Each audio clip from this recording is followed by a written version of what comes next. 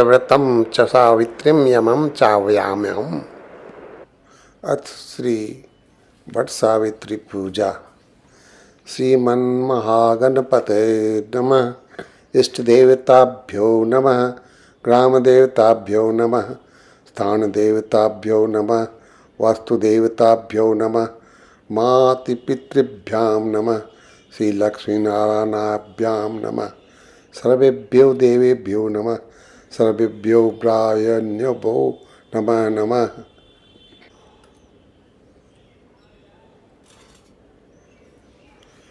आदित्यवर्णधर्मज्ञां साक्षमालंकारा तथा धर्मराजां पितृपतिं पतानां कर्म साक्षिनिगम। वटमूले ब्रह्म सावित्रीभ्यां नमः। ध्यायामि देवी देवी शवागच्छ प्रार्थेऽहं जगन्मये।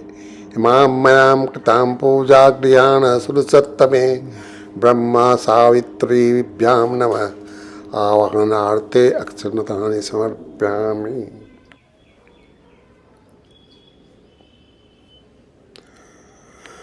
धूम्रकेतुर्गणाध्यक्षो भालचन्द्रो गजाननः। द्वादशैतानि नमानि यः पठेत् शृणुयादपि। विद्यारम्भे विवाहे च प्रवेशे निर्गमे तथा संग्रामे संकटे चैव विघ्नास्तस्य न जायते। शुक्लाम्बरधरं देव शशिवर्णं चतुर्भुजं प्रसन्नवदनं ध्यायेत् सर्वविघ्नोपशान्तये। सर्वमङ्गलमाङ्गल्ये शिवे सर्वार्धसाधिके शरण्ये त्र्यम्बके गौरी नारायणी नमस्तुते। सर्वदा सर्वकार्येषु नास्ति तेषां मङ्गलं। येषामृतस्यो भगवान् मङ्गलाय तनहरि।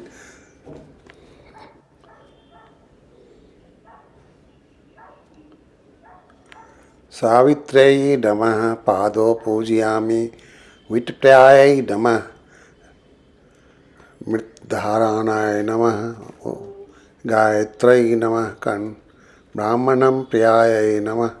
सौभाग्यदात्रायै नमः।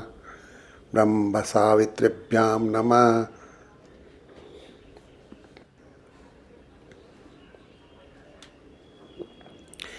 नमो सत्पन्ताय सहस्रमूर्तये सहस्रपादाक्षि शिरोरुबाहवे।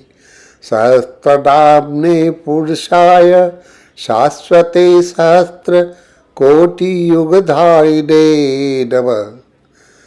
सकलाराधने स्वचित्तमस्तु अस्तु सकलाराधने स्वचित्तम्।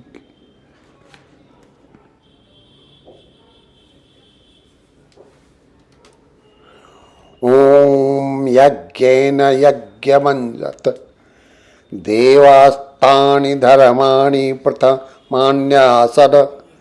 तेनाकपैमान सञ्चतमत्र पूर्वैषाद्या सन्ति देवा।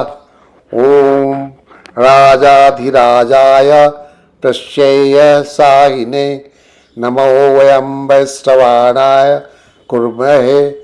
सामेकवान् कामकाय मह्यं कामेश्वरो वैश्रवणो ददातु।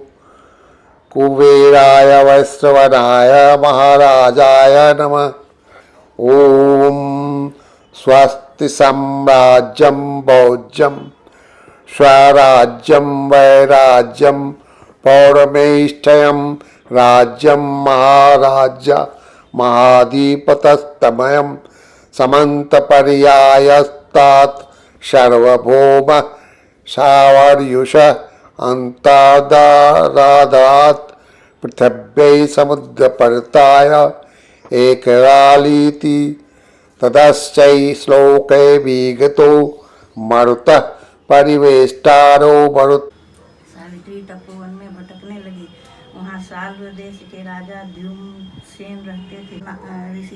ऋषिराज नारद को जब यह बात पता चली तो वह राजा अश्वपति के पास पहुँचे और कहा, हे राजन, यह क्या कर रहे हैं आप? सत्यवान गुणवान है, धर्मात्मा है, बलवान भी है, पर उसकी आयु बहुत छोटी है, वह अल्पायु है। 1 वर्ष में ही उसकी मृत्यु हो जाएगी। ऋषिराज की बात सुनकर राजा अश्वपति घोर चिंता में डूब गए। सावित्री ने उनके कारण पूछा तो राजा ने कहा, पुत्री, तुमने जिस राजकुमार को अपने वर के रूप में चुना है वह अल्पायु है, तुम्हें किसी और को अपना जीवन साथी बनाना चाहिए। इस पर सावित्री ने कहा, पिताजी, आर्य कन्याएं अपने पति का एक व्यक्ति हैं। राजा एक बार ही आज्ञा देता है और पंडित एक बार ही प्रतिज्ञा करते हैं, और कन्यादान भी एक ही बार किया जाता है। सावित्री हट करने लगी और बोली, मैं सत्यवान से ही विवाह करूंगी। राजा अश्वपति ने सावित्री का विवाह सत्यवान से कर दिया। सावित्री अपने ससुराल पहुंचते ही सास ससुर की सेवा करने लगी। समय बीतता चला। नारद मुनि ने सावित्री को पहले ही सत्यवान के मृत्यु के दिन के बारे में बता दिया था। वह जैसे जैसे करीब आने लगा, सावित्री अधीर होने लगी। उन्होंने 3 दिन पहले ही उपवास शुरू कर दिया। नारद मुनि द्वारा कथित निश्चित तिथि पर पितरों का पूजन किया। हर दिन की तरह सत्यवान उस दिन भी लकड़ी काटने जंगल चले गए। साथ में सावित्री भी गई। जंगल पहुंचकर सत्यवान लकड़ी काटने के लिए पेड़ पर चढ़ गए। तभी उनके सिर में तेज दर्द होने लगा। दर्द से व्याकुल सत्यवान नीचे उतर गए। सावित्री अपना भविष्य समझ गई। सत्यवान ने सिर को गोद में रखकर रख दिया। सत्यवान का सिर सहलाने लगी सावित्री। तभी वहाँ यमराज आते दिखे। यमराज अपने साथ सत्यवान को ले जाने लगे। सावित्री भी उनके पीछे पीछे चल पड़ी। यमराज ने सावित्री को समझाने की कोशिश की कि यही विधि का विधान है, लेकिन सावित्री नहीं मानी। सावित्री की निष्ठा और पति परायणता को देखकर यमराज ने सावित्री से कहा, हे देवी, तुम धन्य हो, तुम मुझसे कोई वरदान मांगो। सावित्री ने कहा, मेरे सास ससुर वनवासी और अंधे हैं, आप उन्हें दिव्य ज्योति प्रदान करें। यमराज ने कहा, ऐसा ही हो। यमराज ने कहा, देवी, तुम वापस जाओ। सावित्री ने कहा, भगवान, मुझे अपने पतिदेव के पीछे चलने में कोई परेशानी नहीं है। पति के पीछे चलना मेरा कर्तव्य है। यह सुनकर उन्होंने फिर से एक और वर मांगने को कहा। सावित्री बोली, हमारे ससुर का राज छिन गया है, उसे पुनः वापस दिला दी। यमराज ने सावित्री को यह वरदान भी दे दिया और कहा, तुम अब लौट जाओ। लेकिन सावित्री पीछे पीछे चलती रही। यमराज ने सावित्री को तीसरा वरदान मांगने को कहा।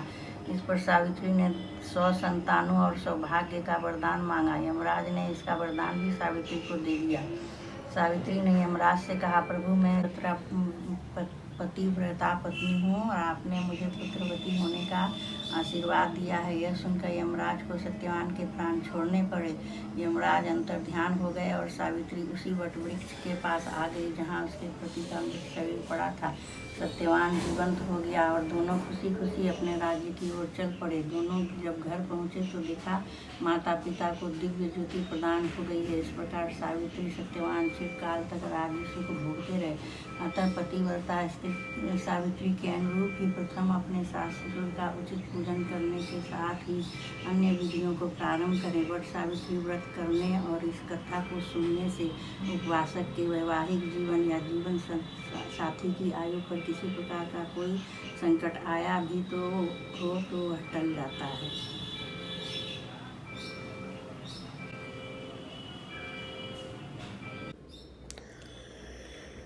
जय अम्बे गौरी मैया, जय श्यामा गौरी, तुमको निस दिन ध्यावत हरि ब्रह्मा शिवरी। जय अम्बे गौरी। मांग सिंदूर विराजत, टीको मृग मद को, उज्ज्वल से दो नैना चंद्र बदन। मैया जय श्यामा गौरी, तुमको निस दिन ध्यावत हरि ब्रह्मा शिवरी। ओम जय अम्बे गौरी। मांग सिंदूर विराजत, टीको मृग मद को, उज्ज्वल से दो नैना चंद्र बदन को। ओम जय अम्बे गौरी। कनक समान कलेवर, रक्तांबर राजे, रक्त परसाजी। जय अम्बे गौरी के हरिवाहन राजत, खड्ग खपरधारी। सुर नर मुनि जन सेवत, तिनके दुख हारी। ओम जय अम्बे गौरी। कानन कुंडल शोभित नासाग्रे मोती, कोटिक चंद्र दिवाकर समराजत ज्योति।